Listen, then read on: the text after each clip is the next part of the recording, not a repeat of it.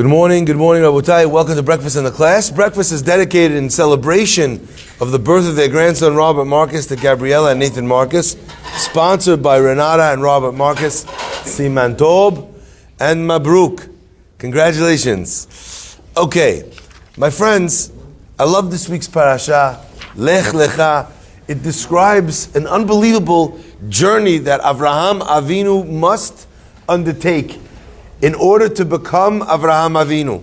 So Lech Lecha traditionally is translated as Lech Lecha, go for you. Letovatcha, Rashi says, for your benefit. Lehana'atcha, for your enjoyment.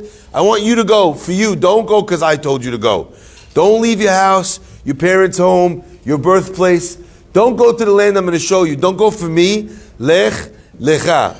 But a much deeper understanding of this terminology, Lech Lecha literally means go to a place where you will uncover who you are.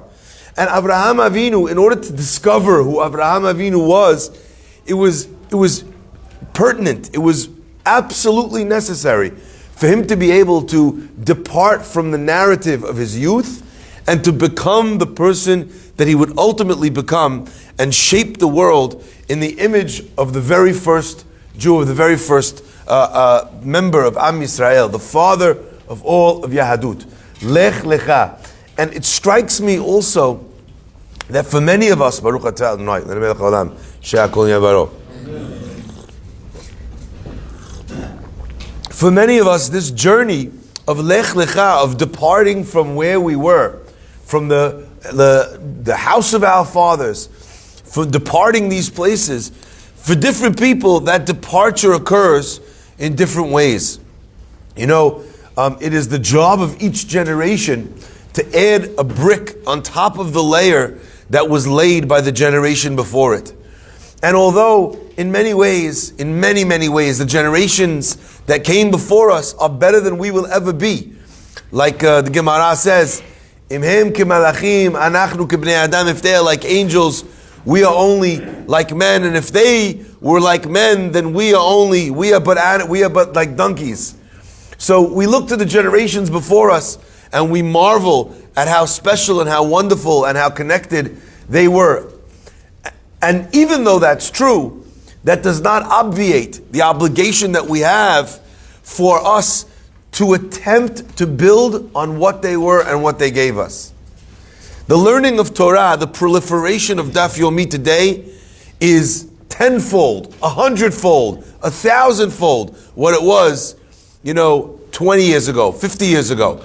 It literally explodes. Every cycle of the Daf brings in hundreds of thousands of people, that come and are studying every day. This class, a gentleman just came up to me. He tells me that they're listening to it in Buenos Aires. We had a young man over here who was about to go into the Israeli army, who told me that him and his friends in Israel somehow came across breakfast in the class, and they listen to the class together and they talk about it, and he gives Dvar Torah in his house, and every week the Dvar Torah, he says, this never would have been possible.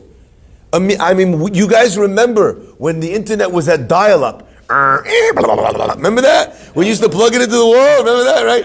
It is strange sound. It sounds like you said you were plugging your computer into an alien, okay?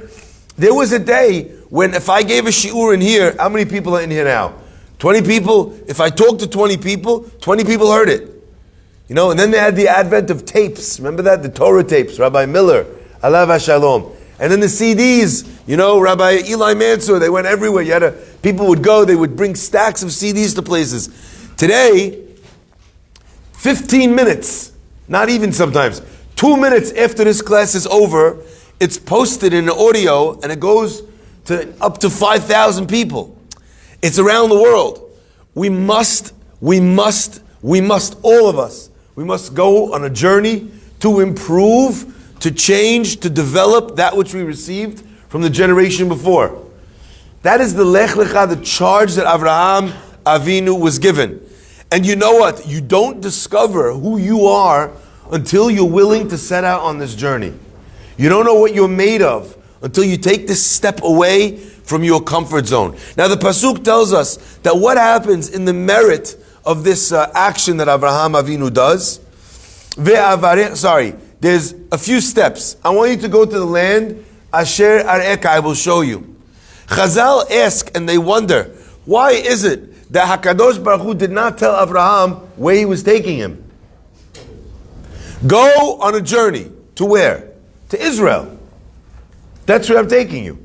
To the land I'm going to show you. You know what it reminds me of? It reminds me of being in Israel. When you go in Israel, there's a very strange phenomenon on the streets of Jerusalem, of Tel Aviv, of Ra'anana. It's almost as if there's a secret pact that everyone came into together, they signed the contract, and on the contract it says, never ever shall we tell people how to get to where they're going. Ask an Israeli how to get somewhere, what does he tell you? Yashar, yashar, tish'al shama. Straight, and ask over there. Why can't I ask you over here? HaKadosh Baruch Hu, that's what he's saying. Go to the land, I'll show you already when you, Yashar, yashar, tish'al shama. What's the point? So Rashi brings one example. Nathan nailed it right away. To give sachar, to give credit for each step that Abraham Avinu took. If he tells him go to Israel, so when does he fulfill the mitzvah? When he gets to Israel. All the myriad steps he takes between here and there really only are steps towards that goal. But if he tells him, I want you to go, just go. So every step Abraham takes is a mitzvah. Because there isn't a destination, the mitzvah is to walk. So Hashem wanted to give Abraham more mitzvot. That's what Rashi says. But I think there's another layer here. This commandment was being given to Abraham, and this is super important. It was a message given to Abraham, not as Abraham alone. You see, the Avot existed in dual realities. Please stay with me for 1 second. And I'll give you the most blatant example of this. We're going to get introduced to a character in a few weeks' parasha whose name is Yaakov. Except that Yaakov is not only called Yaakov, what else is he called? Yisrael. The Chachamim explain that unlike Avraham or Sarah, whose name changes from Avram to Avraham, whose name changes from Sarai to Sarah, after the name is changed, there's no going back. They become the new name, and that's their name for the rest of the time that they're alive. The old name is thrown in the recycling bin. What happens when it comes to Yaakov? Even after he's given a new name, Yisrael, the Pasuk still interchangeably uses Yaakov, Yisrael. Yaakov, Yisrael. The Mefarshim say something remarkable. They say that whenever we use the name Yaakov, we're referring to Yaakov as a person. That's what Yaakov, this man, that's what he did. Whenever we refer to Yaakov as Yisrael, we're not referring to Yaakov as a human, as a man, as a person. We're referring to Yaakov as the leader of a nation. Now that could be a little bit nuanced or difficult to understand. So let me give you an example as to what that means. I want you to imagine for a minute that my son comes to the synagogue and he says, Abba, I have a question to ask you. What should I do about this and this? What's the halakha? Could you imagine I said to my son, I said, Yitzchak, I could answer you as a father. This is what I want you to do. I can answer you as a rabbi. I have mercy. I feel bad for you. I'm answering you as a father. Take it easy. It's okay. It's fine. Don't worry about it. It's fine. Hashem knows. Great. I can answer you, though, as a rabbi and tell you the halakha is you have to pray again. Right? You understand? It's me responding using a different hat, using a different role, if you will. So when Yisrael does something, he's not acting as a man, as a father, as Yaakov Avinu. He's acting as the manhig of the generation. So the Avot, they were what's called in Chazal, Avot hen hamerkava. They were God's, listen to these words, they were God's chariot in the world. When Hashem rides through the world, so to speak, when he wants to inhabit the world with godliness, how does he get here? How is he brought from place to place? Avraham, so to speak, Yitzhak, Yaakov, they were the chariot of God. They brought God's name, His Shekhinah, to places you never would have imagined. The disco Rebbe brings God's name into the club, onto the dance floor. He gets the guys to leave that place and come back to Teshuvah, okay? Avot henen merkava. So when we talk about Avraham Avinu, we're not only talking about the man, we're talking about Avraham Avinu, the mission. So Avraham Avinu comes as this new person, bringing God's name to places that God had never been. Vayikra b'shem Amonai, and God, He calls in the name of Hashem. People come to His house, idol worshippers. They leave His house, believers. This is what Abraham was. So the pasuk here is telling you, Lech Lecha, it's God speaking to Abraham, and it's telling Abraham Avinu, it's telling every person who wants to emulate Abraham Avinu, every Jew that will live after Abraham Avinu. What is the secret to becoming an original Jew? An original, not a photocopy, not a facsimile, not a byproduct of your father, not a byproduct of your mother, not a byproduct of your yeshiva education, not a byproduct of your synagogue. Who are you? Lech Lecha, says the pasuk, El haaretz asher areka. It's important that you recognize that the journey, it can't have a set destination. It can't be that you've decided before you started walking what the end product is going to look like. Because you can't know. And if you do know, in many ways you're limiting yourself. We hope to start Be'ezrat Hashem this week studying Masechet Gemara with a lot of the guys here in the city. And I'm sure it will be small in the beginning, but Be'ezrat Hashem, it should grow. But one of the questions was, which Masechet?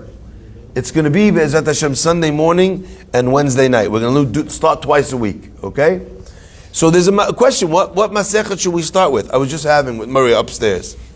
So, logic would dictate maybe start with the smallest Masechet, right? Midot. Maybe start with a Masechet like that. It's very short, what it has in it. It talks about the sizes of the Beit HaMikdash. My problem is, it's great that we'll do something small and we'll finish it. But I think a lot of people feel like they want to finish a Masechet. You handed them an 8-daf finish. Now they're done. They finished one. Chalas, they're out. You understand? So sometimes, if you give someone a goal, like finish Masechet, the guy, he finishes a Masechet, now what does he have to do? Nothing. Chalas, he's done. Do you understand what I'm saying? Sometimes, identifying what the end of the journey is, in effect, ends the journey. So the pasuk says, El haaretz asher eka. I want you to go to this place, and I'm going to show you where it's going to be. And you know what happens, and every one of us can identify with this. We think we're going to get to a certain level. Ma, can I ask you to be honest for 1 second? All right? I'm sure you're always honest. Be honest for 1 second, right? You started off learning, guy in the community, you started off learning. Would you ever have imagined that you'd get to the level of religion, of tradition, of study that you're at today? As soon as you finish, you're running upstairs learning Gemara on the phone. Could you ever have believed that this is where you'd be? Never. If you told me when I was a kid, running around, playing baseball with my friends, that I was going to be a rabbi in this synagogue, that this was going to be, I never would have believed you. So if the mission was, study 6 pages of Gemara, I'd have done that. If the mission was, go study, learn some Gemara, go learn in a kollel somewhere, then I'd have done that. I never would have taken the job that I took in the end. My wife would not have married me if I would have told her, do you know what we're going to do after I become a rabbi in Israel, after studying in Israel for 6 years, 7 years? You know what I'm going to do? I'm going to move to London. My wife would have told me, cheerio. I'm out. Do you know, I would have told myself I'm out. So sometimes it's important not to have the end of the journey because it might seem too far. It might seem unattainable. When Yaakov Avinu wanted to tell his children about what the journey was going to look like throughout time until Mashiach, the pasuk says, Ne'elma mimenu, nistatma, God stopped him up. He couldn't remember anymore the coming of the Mashiach, when it was going to be. He couldn't tell his children. And the reason Chazal give is because they would lose heart. The only thing a person needs to think of in their personal journey of development is, like Rashi says, that he should get sachar I'll call on every psi'ah, every step he takes. And if you're thinking about life that way, it's really, you're only a step away from your journey, right? To be over. What is the end of your journey? One more step. And that makes it all possible. My friends, I'd like to just end this thought with one last idea. The pasuk continues and says that Avraham, after you go on this journey to this land I'm going to show you. I'm going to make you into a great nation. I'm going to bless you. I will make your name great. I always love that. I will make your name great. You know, do you know another person who's 3,500 years old, who still is mentioned every single day, multiple times a day, by millions of people? Isn't that magnificent? And the pasuk ends and says, V'heye beracha. Now, most people translate that mistakenly. They say V'heye beracha means, and you will have a beracha, and it will be a beracha. But V'heye beracha literally means, and you will be a beracha. So there's multiple ways to look at this. Because the next pasuk actually gives us one angle. That people will bless their children, that they should be like you. Inshallah, you should be zocheh to be like Avraham Avinu. Right? They will bless their kids. V'heye beracha. You will be a beracha. You know? Be like Mike. V'heye beracha. That's one version. But I want to give you the Gemara, what the Gemara says on these words, V'heye beracha. Rashi quotes the Gemara, and it says, V'heye beracha, what does that mean? The Gemara says, Ve'esecha legoy gadol, ze shomrim Elohei Avraham. Ve'avarechecha, I will bless you, ze Elohei Yitzchak. We say Elohei Yitzchak. Ve'echot min et beracha. How do you end the beracha? Okay? So we say, Elokei Avraham, Elokei Yitzchak, Elokei Yaakov in the beginning of the Amidah, right? How does the end of that beracha end? Baruch atah Amunai, Magen Avraham. It doesn't say Magen Avraham Yitzchak Yaakov. So V'heye beracha means, of all of the avot, you're going to be the one, V'heye beracha. You're going to be the one that's included in the beracha. But of course, it does not just mean that Hashem told him, like, I'm going to stick you in the Sidur over there. They're going to get the smaller billing, but you get the large billing. Your feature presentation, V'heye beracha, Baruch atah Hashem, Magen Avraham.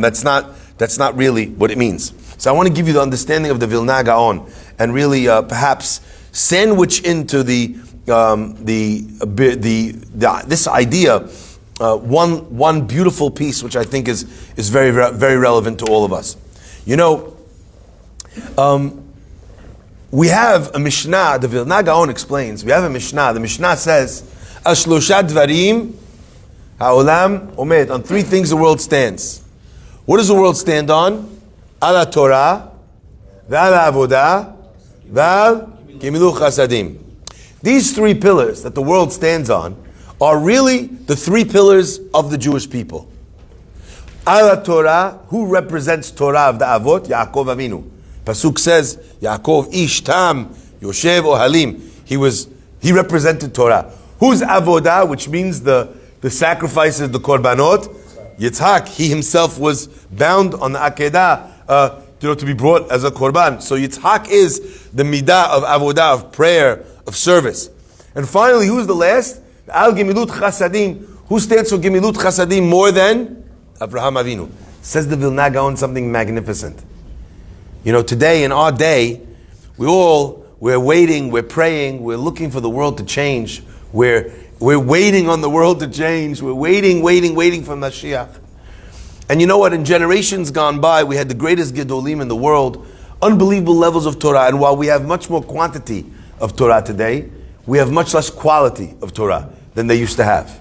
That's why in Halakha, if I decided I want to disagree with one of the great rabbis of times past, can't do it. If I decide I want to argue on a Acharon, a Rishon, one of the Tanaim, one of the, impossible. You can't argue with the Gemara because the level of Torah is going down. It's called Nitkatnu Hadorot. The generations get smaller and smaller. Okay? So whereas Torah, we don't have Torah like we used to have in terms of the quality of Torah, of the purity of Torah. Avodah, the power of the Korbanot, the Bet HaMikdash, or even the emphasis on prayer, that people used to have, the Hasidim Rishonim coming an hour early to shul, bizarre, we get to shul on time, right? You come an hour before to prepare yourself, right? And then they stayed an hour afterwards to to stretch, to decompress after the tefillah. They would, and the Gemara even says, halavai, if only we could spend the whole day in the synagogue. So they had a very different relationship with avodah. But said the Vilna Gaon, what we have in our generation, more than they had back then, is not Torah, it's not avodah, it's gimilut chasadim. Today, there's 1,000,001 free loan societies. 1,000,001, they can help you with anything that you want. This guy, mitzvah man, unbelievable. You call him, you tell him, I need you for something. The guy drives, he finds a volunteer.